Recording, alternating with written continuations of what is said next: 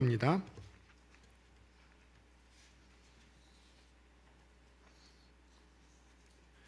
여호수아 5장 2절부터 9절까지 말씀을 한 절씩 교독합니다. 그때 여호와께서 여호수아에게 이르시되 너는 부싯돌로 칼을 만들어 이스라엘 자손들에게 다시 할례를 행하라 하시매 여호수아가 부싯돌로 칼을 만들어 할례산에서 이스라엘 자손들에게 할례를 행하니라. 여호수아가 할례를 시행한 까닭은 이것이니 애굽에서 나온 모든 백성 중 남자 곧 모든 군사는 애굽에서 나온 후 광야길에서 죽었는데 그 나온 백성은 다 할례를 받았으나 다만 애굽에서 나온 후 광야길에서 난 자는 할례를 받지 못함이었음이라. 이스라엘 자손들이 여호와의 음성을 청종하지 아니하므로 여호와께서 그들에게 대하여 맹세하사 그들의 조상들에게 맹세하여 우리에게 주리라고 하신 땅 곧 젖과 꿀이 흐르는 땅을 그들이 보지 못하게 하리라 하시매 애굽에서 나온 족속 곧 군사들이 다 멸절하기까지 40년 동안의 광야에서 헤매었더니 그들의 대를 잇게 하시니 자손에게 여호수아가 할례를 행하였으니 길에서는 그들에게 할례를 행하지 못하였으므로 할례 없는 자가 되었음이었더라. 또 그 모든 백성에게 할례 행하기를 마침에 백성이 진중 각 처소에 머물며 낫기를 기다릴 때에 여호와께서 여호수아에게 이르시되 내가 오늘 애굽의 수치를 너희에게서 떠나가게 하였다 하셨으므로 그곳 이름을 오늘까지 길갈이라 하느니라. 아멘.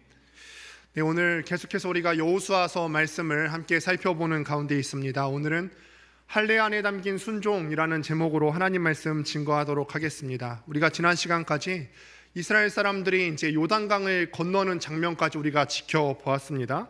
이스라엘 사람들이 요단강을 건너고 나서 12개의 돌을 세우게 되죠. 이 12개의 기념비를 세우는 까닭이 무엇이라고 했었죠? 하나님의 사랑을, 하나님께서 이스라엘 백성들, 당신의 택한 족속들을 또 이렇게 인도하여 내신 것들, 그 사랑을 우리가 기념하기 위해서, 그리고 대대손손 이것을 기억하기 위해서 기념비를 세웠다고 우리가 지난 시간까지 그렇게 배웠습니다. 이제 오늘 5장 말씀은 이스라엘 사람들이 드디어 요단강을 건넌 후의 일입니다. 요단강을 드디어 건넜습니다. 그러면 우리가 이스라엘 사람들의 심정을 한번 생각해 보는 거예요. 이스라엘 사람들이 요단강을 건너고 나서 드디어 꿈에 그리던 그 가나안 땅을 밟았어요. 얼마나 감격스러울까요?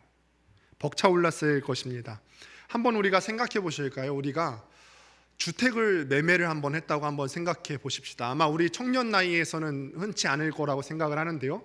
그래도 우리가 요즘 집값이 엄청 또 비싸지 않습니까? 근데 우리 소유로 된 어떤 주택을 매매를 해서 그 집에 얼마 안 돼서 입주를 한다고 한번 생각을 해 보십시오. 그리고 그 집에 드디어 입주를 했어요. 보통 이제 주택을 매매하고 입주하기까지는 이렇게 뭐 광야 생활만큼 오래 걸리진 않을 텐데요. 참 기쁠 거예요. 집에 들어가고 나서는 며칠, 몇 주까지는 막 홍딱홍딱하는 마음이 계속 있겠지요. 그런데 요단강을 건너서 가나안 땅을 밟으려고 이스라엘 백성들이 어떤 길을 거쳐왔습니까? 그동안에 애굽 땅을 나와서 또 홍해를 건너고 광야길을 거치는 그 40여 년 동안의 일정을 거쳤어요. 우리는 뭐 집을 구매한다고 해도 그렇게 뭐 몇 날 며칠밖에 기다리지 않는데 이 사람들은 지금 가나안 땅에 들어가려고 무려 40년의 시간, 한 세대가 바뀌는 정도의 시간을 경험을 했다는 거죠. 그러니까 이 사람들이 여기까지 왔으니까, 가나안 땅을 딱 들어왔으니까 얼마나 벅차올랐을까요? 아마 요단강을 건너고 나서 당장이라도 진격하고 싶었을 거예요. 지금 당장 쳐들어가면 됩니다. 뭐 앞에 여리고성이 있든 뭐 아이성이 있든 베델이 있든 그냥 다 쳐들어가서 점령하면 되는 거 아닐까요? 그러나 하나님께서는요, 이렇게 벅차올랐을 이스라엘 사람들에게 하시는 말씀이 바로 점령하라고 말씀하시지를 않습니다. 도리어 하나님께서는요, 우리가 봤을 때 지금 이 상황에서 굳이 저 명령을 이라고 생각할 정도로 엉뚱한 명령을 내리십니다. 우리가 볼 때 이해할 수 없는 이 명령, 그게 뭐냐면 바로 할례를 행하라 라는 명령을 하나님께서 내리십니다. 그러면은 이스라엘 사람들이 속으로 이렇게 생각할 수 있을 것 같아요. 아니 하나님, 우리가 드디어 40년 동안을 돌고 돌아서 가나안 땅을 밟았는데 이제 바로 쳐들어가기만 하면 되는데 저 적병을 앞에 두고 할례를 행하라고요? 들어가서 정복해야지 왜 지금 이 상황 가운데 하필 이때 할례를 행하라고 하십니까? 하나님의 뜻이 과연 어디에 있을까요? 하나님의 뜻은 과연 어디에 있고 우리 그리스도인들, 예수 믿는 사람은 무엇으로 살아야 될지에 대해서 오늘 말씀을 통해서 함께 살펴보려고 합니다. 먼저 5장 1절 본문 말씀을 다시 한번 읽어보도록 하겠습니다. 본문 2절 이전 말씀인데요, 한번 읽어보도록 하겠습니다. 시작. 아모리 사람의 모든 왕들과 여호와께서 요단물을 이스라엘 자손들 앞에서 말리시고 우리를 건너게 하셨음을 듣고 마음이 녹았고 이스라엘 자손들 때문에 정신을 잃었더라. 지금 이 본문 이전의 말씀 전문맥을 보시면은 가나안 땅의 사람들을 두 민족을 예를 들어서 말하고 있는데, 요단 서쪽의 아모리 사람과 해변의 가나안 사람으로 그렇게 두 민족에 대해서 이야기를 하고 있습니다. 이것은 가나안 땅에 살고 있는 7족속 가운데 대표적인 두 민족을 이야기를 하고 있는 것인데, 그런데 이들 두 민족이 지금 어떤 상황에 빠졌다고 하죠? 마음이 녹았고 또 정신을 잃었다고 합니다. 이 가나안 땅에 살고 있었던 사람들이 지금 어떤 상태냐면 마음이 녹았고 정신을 잃었어요. 왜 이랬다고 합니까? 왜 이들이 이런 상황에 빠졌다고? 한마디로 얘기하면 패닉에 빠진 거죠. 왜 이렇게 패닉에 빠졌다고 하죠? 여호와 때문에 그렇습니다. 여호와 때문에. 이스라엘 사람들의 어떤 강함, 그들의 무리의 어떤 큰 인구수의 많음을 보고 놀란 것이 아니라 그들이 어떤 철기 문명을 가졌거나 그들보다 우세한 무기를 가졌기 때문에 그런 것이 아니라 여호와 때문에 그렇습니다. 이스라엘 사람들 때문이 아니라 여호와께서 요단물을 이스라엘 사람들 앞에서 다 말리시고 이스라엘 사람들이 그 요단 강물을 다 지나가기까지 안전하게 보호하셨다는 그 사건. 그래서 오늘 본문을 원어로 보면요, 이렇게 해석을 하게 돼요. 하나님께서 우리가 모두 그 강을 건너기까지 요단강을 멈추어 주고 계셨다. 다시 한번 설명을 해드리면, 하나님께서 우리가 모두 그 강을 건너기까지 그 강을 멈추어 주고 계셨다. 하나님께서 친히 이 요단강을 다 말려주셔서 마른 땅을 통해서 건너가게 하시는데, 이스라엘 모든 백성이 요단강을 다 건너갈 때까지, 마지막 남은 그 한 사람까지 건너갈 때까지 요단강을 말려주셨습니다. 마치 이런 거죠. 제가 두 아이들과 밖을 나가면은 차들이 다니는 그런 골목을 다닐 때가 있습니다. 아무리 작은 골목이라고는 하지만 아이들이 아직 어리니까 얼마나 걱정스럽겠습니까? 아이들이 길을 건너려고 하면요, 제가 먼저 그 앞에 가서 중앙에 서서 차가 있나 없나를 먼저 살펴보죠. 그리고 나서 아이들이 건널 수 있게끔 끝까지 안전하게 지켜섭니다. 그리고 아이들이 그 길을 무사히 다 지나간 것을, 인도로 다 올라간 것을 확인한 후에야 저도 그 자리를 떠서 나오게 됩니다. 아이들에게는 이 작은 골목길을 건너는 것조차도 위험한데 부모라면은 이 아이를 위해서 그렇게 할 수가 있습니다. 이것처럼요, 요단 강물을 지금 멈출 수 있는 사람은요, 아무도 없어요. 누가 이 초자연적인 일을 행할 수 있겠습니까? 그런데 하나님께서 요단 강물을 친히 멈추어 세우시고 이스라엘 사람들을 다 통과시켜 주셨어요. 이 사건을 통하여서 하나님께서 이스라엘 백성들의 하나님이심을 이스라엘 사람들에게 뿐만 아니라 천하에 있는 모든 사람들에게 다 보여주신 거예요. 이것 때문에 요단 강물만 마르고 천지 만물만 벌벌 떠는 것이 아니라 모든 사람들이 마음이 높고 다 떨었다는 거예요. 아니, 도대체 이스라엘 사람들이 누군데, 대체 저 사람들이 누군데 하나님께서 요단 강물을 멈춰 세우시는 거지? 어떻게 저렇게 초자연적인 일들을 저 사람들을 위해서 행해 주시는 거지? 여러분, 우리가 믿는 하나님이 바로 이런 분이십니다. 하나님은 당신의 사랑하는 그 자녀들, 당신의 사랑하는 그 백성들을 지키기 위해서라면 천지 만물의 질서도 멈추게 하시는 분이시라는 거죠. 우리가 성경을 읽어보시면 아시겠지만 하나님께서는 또한 태양도 멈추게 하신 분이지 않습니까? 후에 여호수아가 아얄라 전투에서 전투를 하는데 시간이 부족하니까 하나님께서 어떤 역사를 일으키셨죠? 해를 멈추어 주셨습니다. 태양을 멈추게 하셨습니다.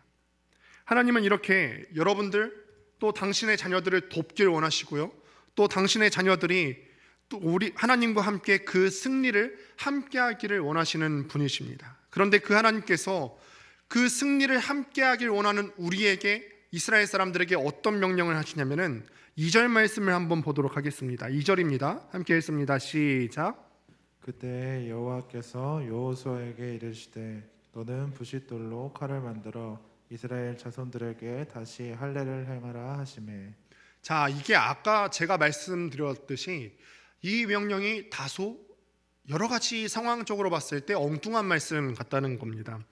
이때 전진하고 싸워서 물리쳐야 하는데 왜 할례를 행하라고 하실까요? 왜 할례를 행하라고 하실까? 언젠가도 한번 말씀드린 적이 있는데 보통은 공격하는 입장이 수비하는 입장에 10배 이상의 전력이 돼야지 안전하게 그 성을 함락할 수 있다고 합니다. 기습해도 부족할 판에 하나님께서는 왜 자꾸 멈춰 세우시고 이 할례를 명령하시는 것일까요?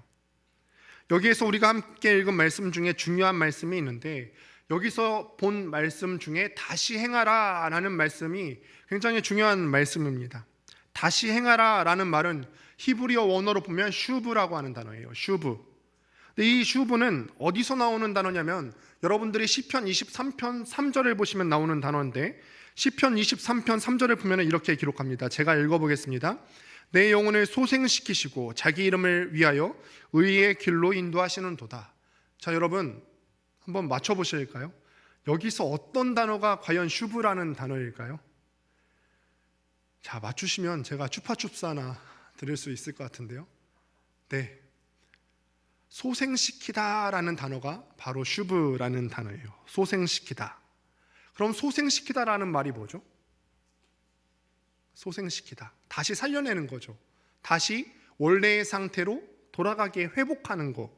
이게 바로 슈브라는 말입니다. 슈브라는 말을 정리하면은 원래대로 돌아가게 하는 것, 원래대로 원래의 상태, 평안의 상태, 완벽의 상태로 회복시키는 것. 이게 소생시키다는 말이고 슈브라는 단어의 의미예요. 처음에 있던 평안하고 완전한 모습으로 돌아가게 한다는 것입니다. 그래서 다시 오늘 본문 말씀으로 돌아와서 다시 할례를 행한다라는 말이 무슨 말일까요? 다시 할례를 행한다. 할례는 하나님과의 언약이죠. 언약의 증표예요. 하나님이 나를 도우신다는 그 약속의 증표로 외적인 표징으로 할례를 행하게 하셨습니다. 그러니까 할례로 슈브한다는 거, 할례로 돌아간다는 게 무슨 말이냐? 이거는 이제 이 백성이 지금까지는 할례 없는 백성이었는데 이제 이 백성이 하나님과의 언약이 깨어졌기 때문에 하나님께서 이 백성에 대해서 돌봐줄 책임도 없고 이 백성을 돌아볼 수 없는 상태에 이르게 되었는데 다시 할례를 행함으로써 그 언약의 백성으로 돌아가게 된다는 그런 의미를 갖고 있죠. 다시 하나님과의 언약이 회복이 된다는 것입니다. 이제 다시 하나님의 사람으로 하나님께서 지켜주시는 주의 백성으로 회복되는 과정을 말하는 게 다시 할례를 행하다라는 말의 의미입니다. 하나님이 그렇다면 지금 왜 이 할례를 말씀하실까? 이 싸움이 지금 이스라엘 사람들에게 속한 사람에게 속한 싸움이 아니라는 거예요. 이 싸움은 중요한 포인트가 뭐냐면 정결함의 싸움이고 거룩함의 싸움이에요. 이 싸움의 중요한 것은 이스라엘 사람들에게 있는 어떤 병기나 전술이나 또 병력의 많고 적음이 아니라 하나님께 속한 싸움이고 하나님께 속한 싸움이기 때문에 중요한 것이 그에 속한 백성들의 정결함과 깨끗함이라는 것입니다. 나와의 관계가 훨씬 더 중요하다. 이스라엘 사람들이 하나님과 맺고 있었던 관계가 회복되는 것이 훨씬 더 중요하다라는 것이 이 싸움에서 키포인트입니다. 왜냐하면 이 싸움은 하나님 여호와의 싸움이기 때문에 그렇습니다. 그래서 하나님은요 이스라엘 사람들에게 이 가나안 전쟁을 앞에 두고 어떤 병력을 체크하거나 아니면 무기를 점검하거나 칼이나 활을 준비시키는 것이 아니라 할례를 행하라고 하시는 것입니다. 그렇다면 다시 한번 질문을 해서 아까도 이야기했지만 왜 할례를 하라고 하시는가? 근데 오늘 본문을 보면요 자세히 보시면 부싯돌로 칼을 만들라 하시죠. 이 당시에 칼이 없었나요? 칼이 있었죠. 칼이 있었단 말이에요. 이 당시에는 아마 청동기 시대에 해당하는 그런 시기였을 것입니다. 그리고 예전에도 한번 설명을 드린 적이 있지만 이미 히타이트족에서는 철기 문화가 발견이 돼서 철로 된 칼도 아마 있었을 수도 있을 것입니다. 그런데 왜 하나님께서는요 오늘 본문 말씀 가운데 부싯돌로 이 칼을 만들라고 하실까? 원래 철과 청동이 없던 시대에는 부싯돌로 칼을 만들었죠. 언제 그렇게 했죠? 아브라함 시대 때. 창세기 17장에 처음 할례가 등장했을 때, 처음 하나님과 처음 시대 때 거의 하나님과 언약을 맺고 그 언약의 증표로 처음 할례를 맺었을 때, 그때는 부싯돌을 사용했었던 거죠. 여러분, 할례를 왜 합니까? 할례를 왜 합니까? 하나님께서 아브라함에게 찾아오셔서 약속을 주셨어요. 내가 너에게 자녀를 주겠다. 하늘의 별처럼 바닷가의 모래처럼 많은 자녀를 주겠다. 하나님께서 이렇게 약속을 주셨을 때, 하나님께서 이 주신 약속을 아브라함은 완전히 다 믿지 못하고 저 파가를 두어서 인간적인 방법으로 이스마엘이라는 자녀를 낳았어요. 그리고 이 이스마엘을 낳고 13년의 시간을 보내게 됩니다. 이 13년의 시간을 보내게 되고, 그리고 인간적인 상식으로는 도무지 자식을 낳을 수 없을 것 같던 아브라함의 나이가 99세가 되던 해에, 그때 하나님께서 창세기 17장에 다시 나타나십니다. 그리고는 이렇게 말씀하시는 거죠. 나는 전능한 하나님이다. 내가 너에게 자녀를 주겠다. 처음 아브라함에게 주셨던 그 언약을 확실하게 주시면서 하시는 말씀이 뭐냐면 할례를 행하라는 겁니다. 할례. 그러니까 할례를 행하는 것이 어떤 의미냐면, 남성의 포피를 자른다는 것이 뭐냐면 인간의 힘으로 자녀를 얻으려는 그 인간의 모든 노력을 다 잘라버리는 겁니다. 인간의 마음속에 있는 하나님에 대한 의심을 다 끊어버리는 거예요. 인간의 마음으로 뭔가를 이루려는 것을 잘라버리고, 이제는 내가 생명의 근원 대신 하나님만을 의지하며 가겠습니다라는 결단이 담긴 그것이 바로 언약의 외적 상징인 할례인 것입니다. 즉, 오늘 본문에서 창세기 17장의 할례 사건을 통해서 하나님께서는 다시 한번 그것을 되새기기 위해 철기나 청동기가 아닌 부싯돌로, 아브라함이 했던 그 시대의 방법대로 할례를 행하라는 것입니다. 이게 굉장히 불리한 방법이죠. 굉장히 우리가 생각했을 땐 불합리하다라고 생각할 수도 있을 것 같아요. 예리한 칼로 포피를 잘라도 한 3, 4일 정도는 꼼짝할 수 없습니다. 얼마나 힘듭니까? 남자들이 다 꼼짝을 못하게 되는 상황이에요. 그런데 무딘 부싯돌로 할례를 행하면 아마 그 이상 더 시간이 걸릴 수도 있겠죠. 2절을 보면은 이렇게 기록을 합니다. 아까 읽었던 말씀인데요. 그때 여호와께서 여호수아에게 이르시되 너는 부싯돌로 칼을 만들어 이스라엘 자손들에게 다시 할례를 행하라 하시매. 2절 말씀을 보면은 그때라는 말이 나오죠. 그때. 이 그때라는 단어를 히브리어로 보면은 어떤 단순한 시간적인 개념, at that time, 뭐 그때라는 어떤 물리적인 시간만을 의미하는 것이 아니라 이것을 넘어서서 적당한 때, 아니면 알맞은 시간이나 때라는 의미가 있습니다. 그러나 지금 이스라엘 사람들이 처한 상황을 보면은 그때가 정말 알맞은 때일까요? 적절한 때입니까? 요단강을 건너왔으면요, 여리고성이 바로 코앞에 있는 거예요. 그들이 바로 문 앞에만 나오면은 이스라엘 사람들을 얼마 못 가 맞닥뜨릴 수 있는 그런 물리적인 거리 가운데 있습니다. 남자들이 이 꼼짝을 못하는 이 상황이요, 전술상 얼마나 불리합니까? 모든 사람들이 다 들어누워서 꼼짝 못하고 그렇게 있어요. 이 사람들이 만약에 이거를 정확하게 파악하고 습격하면은 짧은 시간 내에 다 몰살당할 수도 있는 그런 상황입니다. 여리고성을 코앞에 두고 어떻게 우리 인간적인 생각으로 보면은 너무나 무모해 보이는 그런 명령입니다. 그런데 하나님께서는요, 전술적으로도 너무나 불리해 보이는 이 할례를 슈브의 의미로, 다시 회복하다, 다시 돌아간다는 의미로, 다시 한번 정결함을 회복하는 의미로 이스라엘 사람들에게 행하라고 그렇게 명령하고 계시는 것입니다. 3절을 함께 읽어보도록 하겠습니다. 3절입니다. 시작. 여호수아가 부싯돌로 칼을 만들어 할례산에서 이스라엘 자손들에게 할례를 행하니라. 할례산, 원래 이 지명 이름이 할례산이 아닙니다. 원래 처음부터 이 산의 이름이 할례산이 아니라, 그런데 할례를 베풀고 나서 얼마나 많은 남성들의 포피가 베어져서 버려졌으면 그 산의 이름을 또 할례산이라고 했겠습니까? 학자들은요, 이 당시에 무려 이스라엘 민족들 70만의 남자들이 할례를 행했을 것이라고 생각합니다. 할례를 받는 시간과 또 회복하는 시간까지 계산을 한다면은 아마 약 일주일 이상은 여기서 꼼짝 못하고 있었을 것이라고 추측이 되어집니다. 그런데 왜 우리가 생각해 볼 수 있는 거는, 문제 제기를 할 수 있는 건, 왜 이 일주일 동안의 시간 가운데 우리도 예상할 수 있는 기습을 여리고성 사람들이 하지 않았느냐는 거죠. 우리도 그렇게 생각할 수 있고 또 스파이를 보내볼 수도 있잖아요. 지근거리면은 다 파악을 하고 있었을 거예요. 요단강을 건너왔고 또 한두 명의 무리가 아닌 이상 계속해서 주도 면밀하게 다 살펴보고 있었을 거예요. 그런데 왜 이 여리고성 사람들이 우리도 아는 그 기습 작전을 하지 않았을까?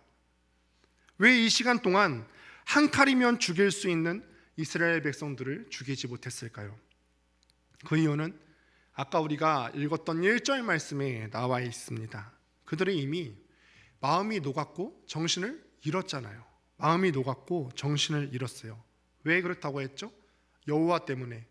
하나님께서 요단강을 말리시고 또 이스라엘 백성들이 요단강을 끝까지 안전하게 건너게 하신 것 때문에 그들이 차마 이스라엘 사람들을 공격할 엄두를 내지 못하는 거죠. 엄두를 내지 못합니다.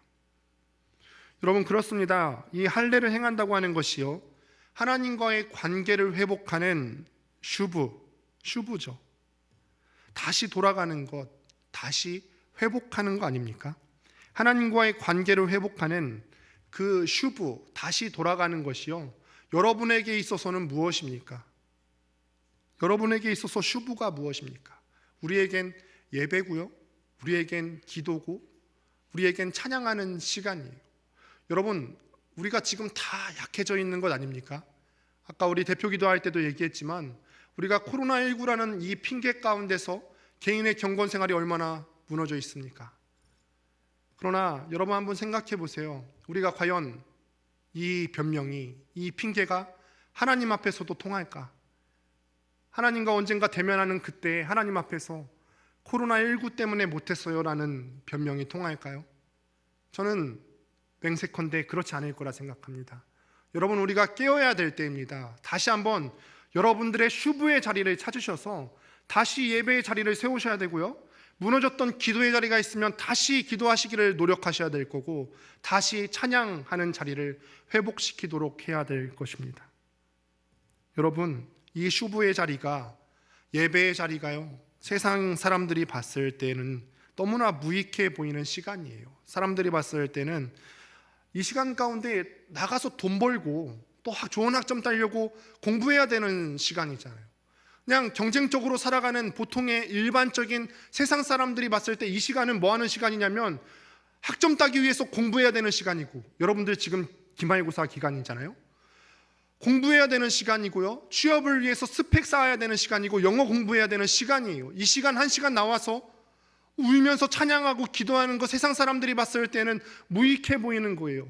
이때 이 명령을 이라는 질문이 생각날 정도로 하나님께서 할례를 행하라고 하신 것만큼이나 세상 사람들이 봤을 때 우리가 예배하는 것은요, 정말 무익해 보이는 시간입니다. 그러나 그러한 하나님의 백성들, 이 하나님의 백성을 세상이 손대지 못하는 이유가 무엇입니까?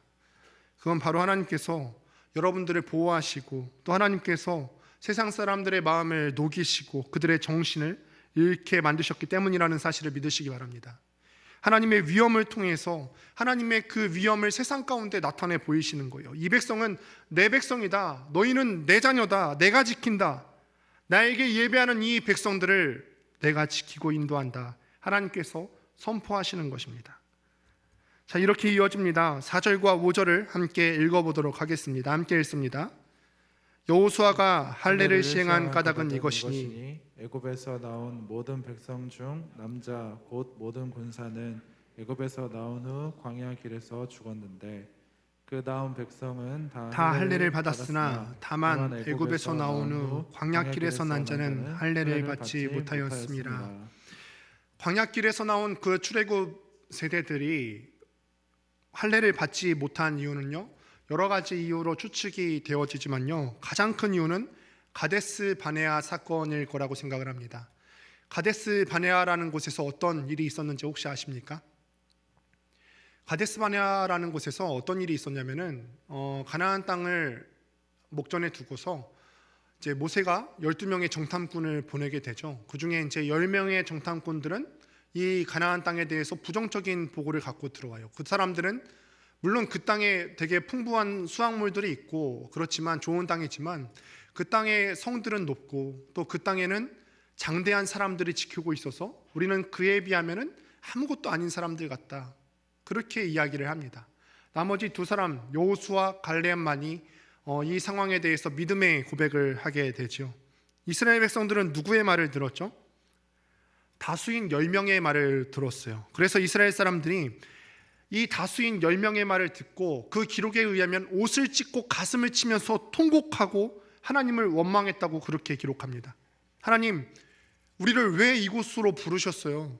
차라리 그냥 애굽 땅에 남아서 죽었거나 광야에서 죽었으면 좋았을 것을 왜 굳이 이 가나안 땅 앞까지 인도해 오셔서 저들 칼에 죽게 하셨습니까? 원망합니다. 하나님께서는 이스라엘 사람들에게 저 땅을 주려고 부르셨는데 이스라엘 사람들이 하나님의 뜻을 오해하고 곡해해서 죽음의 자리로 인도하신 줄로 알고서 통곡하는 그런 장면이 나옵니다. 이 사건이 무엇을 의미합니까? 하나님과 사람 간의 약속, 언약이 깨진 거예요. 지난 시간에도 이야기했지만 하나님께서는 무조건적인 사랑, 일방적인 사랑으로 이스라엘 민족을 이끌어 가십니다. 조건이라고 한다면 단 하나 있죠. 조건이라고 한다면 단 하나. 사람 쪽에서 하나님을 믿고 신뢰하기만 하면 되는 거예요. 우리가 어떤 외적인 조건으로 가나안 땅을 취하기 위해서 어떤 군사적인 준비를 해야 되는 것이 아니라 딱 하나만 하면 돼요. 그 땅을 주실 하나님을 믿고 신뢰하기만 하면 됩니다. 그런데 사람이 그 언약을 깨트려 버렸어요. 그 결과로 38년간 이 이스라엘 사람들이 광야에서 방황하는 시간을 갖게 됩니다. 그 긴 시간 동안 하나님을 잃어버린 백성으로 살아가게 됩니다. 이 이스라엘 백성들이 더 이상 하나님과 언약을 맺을 만한 대상이 안 되는 거예요. 언약을 맺을 만한 대상이 안 되니까 언약의 표징인 할례가 필요 없게 된 거죠. 이 부끄러움을 해결하기 위해서, 이 부끄러움을 굴러가기 위해서 할례를 행하시는 것입니다. 여러분, 사실 이스라엘 사람들에게 있어서 이 할례가 없다고 하는 것은, 할례 없는 백성이라고 하는 말은 굉장히 모욕적이고 또 치욕스러운 말입니다. 다윗이 골리앗과 처음에 싸우게 될 때 무엇 때문에 그렇게 의분을 품으며 뛰쳐나갑니까? 골리앗이 이스라엘 사람들을 조롱한 말 때문에 뛰쳐나가지 않습니까? 할례 없는 자인 골리앗이 할례 받은 하나님의 백성을 모욕하는 것을 참을 수 없기 때문에 다윗이 하나님을 의지해서 골리앗과 싸우러 나갑니다. 그리고 사울왕이 인생 말미에 적들과 싸울 때 사울왕이 자결하지 않습니까? 근데 왜 자결하죠? 할례 없는 자의 손에 죽는 것이 수치스럽기 때문에 스스로 차라리 자결해 버리는 선택을 하게 됩니다. 그 정도로요, 이스라엘 사람들에게 있어서 할례는 굉장히 중요한 거예요. 그런데 그렇게 중요한 할례를 광야 생활 38년 동안 못 받았단 말이에요. 하나님이 이 시간 가운데 그들을 버리신 거예요. 그 정도로 언약의 파기, 또 언약이 깨져서 이제는 더 이상 하나님의 백성이 아닌 거예요. 언약이 깨졌기 때문에 하나님께서 보호해 주실 책임이 없어지게 된 것이죠. 그런데 이제 하나님께서는요, 아브라함과 처음 맺었던 당신의 언약을 잊지 않으시고 38년 만에 이들을 다시 회복시키시면서 다시 돌아오게 하시면서 다시 그들을 끌어안아 주시는 것입니다. 이제 그들이 앞에 둔 가나안 정복 전쟁, 그 앞에서 그들이 다시 한번 하나님의 백성으로 회복될 수 있도록 지금 인도하고 계신다는 사실입니다. 그래서 오늘 9절 말씀은 이렇게 할례 사건의 결론을 맺고 있습니다. 9절 말씀을 함께 읽어보도록 하겠습니다. 시작. 여호와께서 여호수아에게 이르시되 내가 오늘 애굽의 수치를 너희에게서 떠나가게 하였다. 그곳 이름을 오늘까지 길갈이라 하느니라. 애굽의 수치가 무엇입니까? 종되었던 수치죠. 남의 종으로 살았던 그 수치, 종이 되어서 아무 생각도 없이 그냥 하라는 대로 다 하는 거예요. 먹으라면 먹고, 이거 하라면 이거 하고, 저거 하라면 저거 하고, 그렇게 아무 생각 없이 먹고 마시며 살았던 그들을 하나님께서 빼내셨는데, 이 사람들에게 지금 문제가 무엇입니까? 애굽에서 몸은 나왔는데 그들의 정신과 삶과 문화는 여전히 애굽 땅에서 종노릇할 때 그때의 습관이 아직까지 배어 있다는 거예요. 그 삶의 모습을 광야 생활이 지난 후에 완전히 다 씻어주시고 그들의 종되었던 수치를 다 씻어주시고 가나안의 자유민으로 회복시켜 주시는 겁니다. 우리에게도 동일한 은혜가 있어야 될 줄 압니다.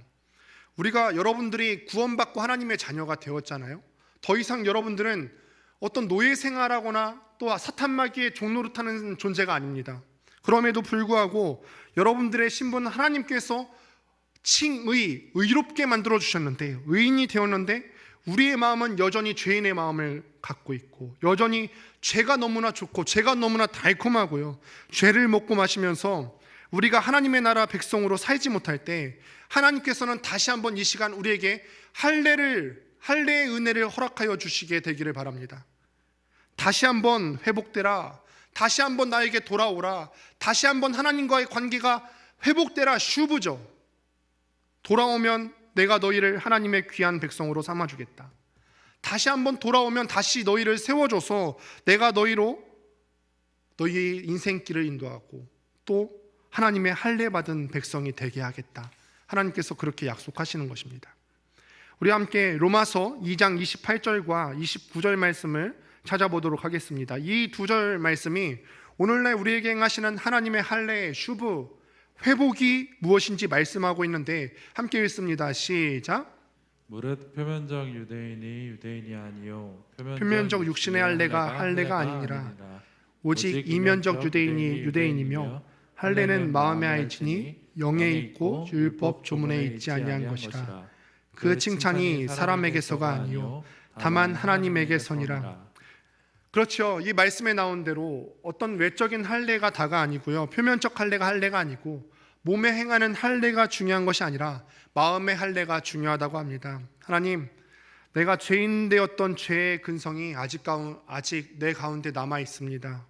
아직 노예 근성이 남아 있고 아직 그 악한 마음에 그 뿌리가 남아 있고 하나님을 대항하는 거역하는 근성이 남아 있는데 이것을 온전히 잘라서 주님 앞에 드립니다. 하나님, 제가 죄인이 아닌 의인으로 살아갈 수 있도록, 하나님의 자녀답게 다시 돌아갈 수 있도록 슈브의 은혜가 내게 있게 하여 주옵소서. 사랑하는 여러분, 말씀을 마무리합니다. 하나님께서 이스라엘 백성에게 상황에 맞지 않는 것 같은 이상한 명령, 할례를 행하라고 하십니다. 그 이유는 다시 한번 언약 백성으로, 다시 한번 하나님의 사랑받는 자녀로 회복시키기 위해서입니다. 이 때에 맞지 않는 것 같은 명령 가운데 이스라엘 사람들은 순종하며 반응을 합니다. 그들의 선조들 1세대는 본문에 기록된 말씀에 기록된 대로 의하면 1세대들은 청종하지 아니함으로, 듣지 아니함으로, 순종하지 아니함으로 가나안 땅에 들어올 수 없었으나 그들은 하나님의 명령에 순종함으로 가나안 땅에 들어갈 수가 있었다고 합니다. 여러분들에게 행위 자체가 중요한 것이 아닙니다. 그 이면에 하나님께서 여러분들에게 원하시는 뜻이 있어요. 할례 의식 가운데 담긴 중요한 속뜻이 무엇이냐? 여러분들이 다시금 하나님의 언약 백성으로 회복되는 것입니다. 오늘날에도 동일하게 여러분들에게 요청하십니다. 하나님의 언약 백성답게 살라. 오늘날 우리가 하나님께 돌아갈 수 있는 슈브의 자리, 예배와 기도와 찬양의 시간들을 통하여서 날마다 우리가 하나님의 자녀답게 살아갈 수 있게 되기를 주님의 이름으로 축원드립니다. 다 같이 일어나서